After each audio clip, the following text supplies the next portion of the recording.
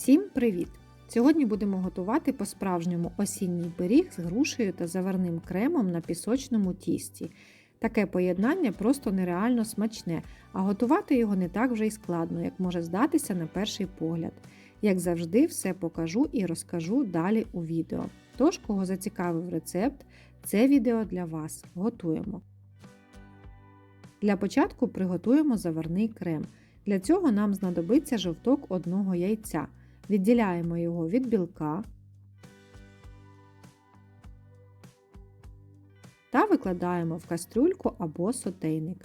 Додаємо сюди 2 столові ложки цукру, це приблизно 40 г, та 1 чайну ложку ванільного цукру. Ще всипаємо сюди 2 столові ложки без гірки кукурудзяного крохмалю, це приблизно 30 г.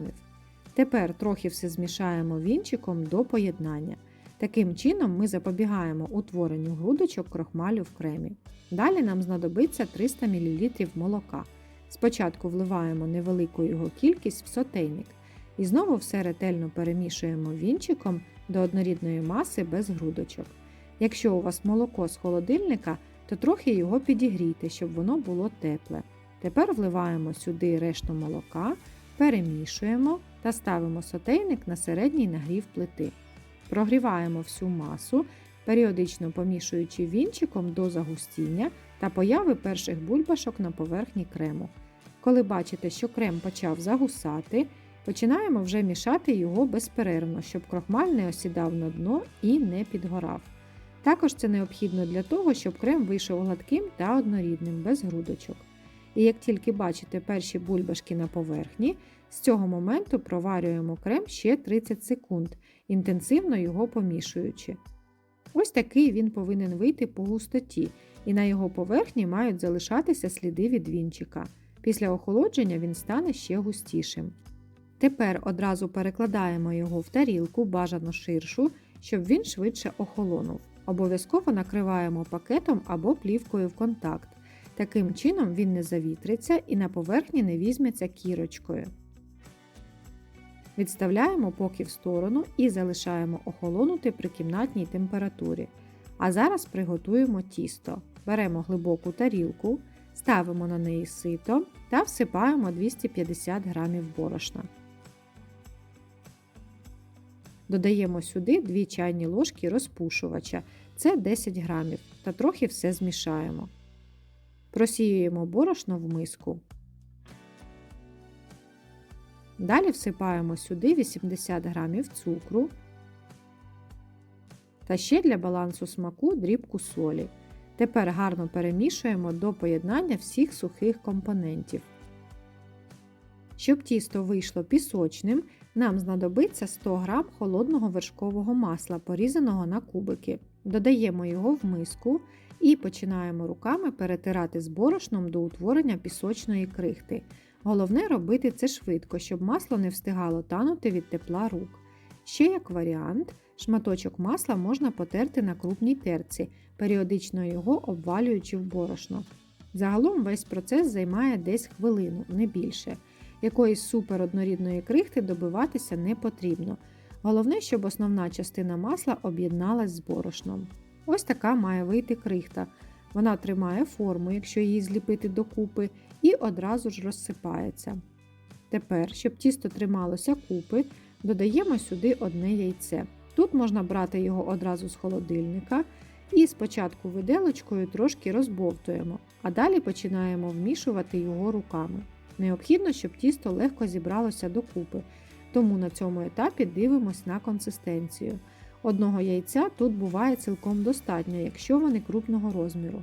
Але якщо ви бачите, що тісто ще занадто крихке і розпадається в руках, то можемо додати сюди ще трохи сметани. Мені вистачило 50 грамів.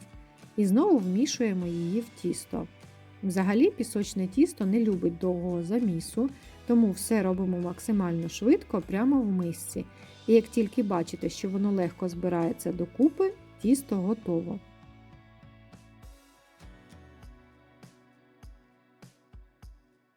Ось таке воно виходить.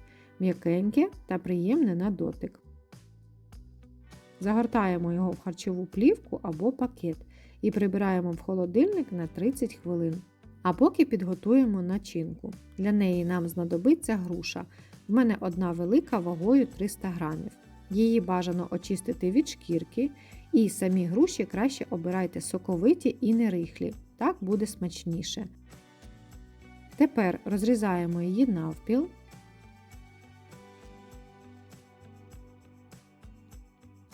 Та на четвертини. І видаляємо насіння та хвостики. Далі є два варіанти: нарізати її на тоненькі пластини або просто на невеличкі кубики. Тут вже дивіться самі, як вам більше до вподоби.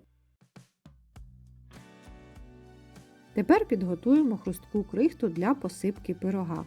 Для цього в мисочку всипаємо по 2 столові ложки борошна та цукру. Це приблизно по 40 грамів. Перемішаємо до об'єднання цукру з борошном. І викладаємо сюди 30 грамів холодного вершкового масла, порізаного на кубики. Руками перетираємо масло з борошном та цукром до утворення пісочної крихти, яка ще має назву штрейзель. Знову ж таки, все робимо швидко, щоб масло не встигало танути, і ось така крихта повинна вийти.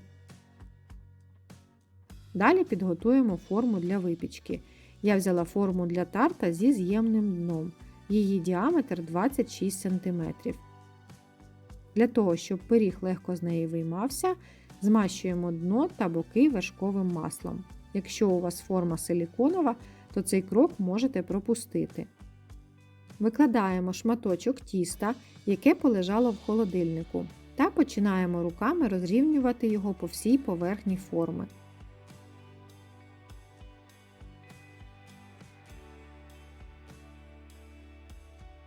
Особливу увагу приділяємо ось цим місцям і ретельно пальцями їх притискаємо, так як тісто тут зазвичай лягає товстішим шаром. Не забуваємо зробити бортики з тіста. Для цього гарно притискаємо його пальцями по краям форми. Зайве тісто, яке виступає по краям, обережно підрізаємо ножем. Пізніше покажу, що з нього можна зробити. Ось така у нас вийшла основа. Тепер наколюємо її виделкою. Зверху на основу викладаємо весь заварний крем, який до цього часу вже повністю охолонув, та розрівнюємо його по всій поверхні. Що стосується розміру форми, то вона може бути менша, приміром 22 або 24 см з вищими бортиками. Далі викладаємо грушу. Якщо нарізали її пластинами, то викладайте по колу, рухаючись від центру до країв. Замість груші можна використати персики, сливи, яблука або навіть ваші улюблені ягоди. Буде теж неймовірно смачно. Ще злегка втоплюємо грушу в крем і останній штрих посипаємо зверху хрусткою крихтою так, щоб вона повністю покривала всю начинку. Тепер показую, що можна зробити з залишку тіста. Самий простий спосіб – це злегка його розкачати до товщини приблизно в пів сантиметра та за допомогою спеціальних формочок, у мене зірка, або просто ножем вирізати невеличке печиво. Його просто обожнюють маленькі діти. Викладаємо його на невеличке деко або, так як я, на дно роз'ємної форми, попередньо застеливши її пергаментом, та будемо випікати разом із пирогом. Ставимо пиріг випікатися у розігріту до 180 градусів духовку, в мене режим верх-низ плюс конвекція, можна просто верх-низ, на 25-30 хвилин до підрум'янення. Печиво готове, я дістала його раніше, через 12 хвилин, щоб воно не підгоріло. Зверху за бажанням можна посипати його цукровою пудрою. І ось таке воно вийшло. Неймовірно ароматне та крихке, просто розсипається в руках. Тому таке тісто для пирога також чудово підійде для випікання печива. Навіть ще не встигла зняти, як моя малеча вже не втрималась та почала його їсти. Воно дійсно дуже смачне вийшло. Пиріг також готовий. В моїй духовці він випікався 28 хвилин. Зараз залишаємо його в цій формі, щоб він повністю охолонув і не розкришився під час виймання. Далі, якщо у вас подібна форма зі з'ємним дном, достатньо просто вийняти пиріг знизу вгору, звільнивши його від стінок форми. Зверху за бажанням можна притрусити пиріг цукровою пудрою. І ось така неймовірна краса виходить. Як ви вже, мабуть, здогадались, тісто в основі надзвичайно крихке та пісочне, а в поєднанні з заварним кремом та грушею це якась фантастика.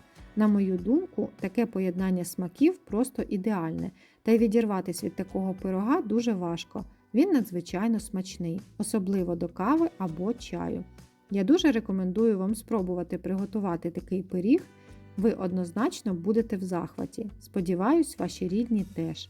Не пошкодуйте поставити вподобайку під цим відео, якщо вам сподобалось. Та підписуйтесь, буду вам дуже вдячна. Також буде цікаво дізнатись, яким вийшов ваш пиріг, тому чекаю в коментарях на ваші відгуки. Готуйте з душею та любов'ю. Вдалої вам випічки і до зустрічі у наступних відео.